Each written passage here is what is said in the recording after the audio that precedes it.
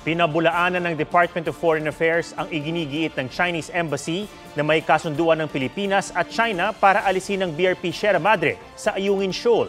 Ayon kay Foreign Affairs Secretary Enrique Manalo, wala silang anumang record ng sinasabing kasunduan. Ganito rin ang sinasabi ni Defense Secretary Gilbert Chodoro na nagsilbi ring Defense Secretary noong administrasyon ni dating Pangulong Gloria Macapagal Arroyo. Pagtitiyak pa ng DFA, diplomatiko at payapang paraan pa rin ang pinipili ng ating bansa para maresolba ang issue sa West Philippine Sea. Bukas din daw ang bansa sa joint patrols. Lalong umiinit ang isyung ng isulat ng kolumnistang si Rigoberto Tiglao na tagapagsalita noon ni Arroyo na nakipagsunduan ng Administrasyong Estrada sa China noong 1999 na aalisin ng BRP Sierra Madre sa Ayungin Shoal.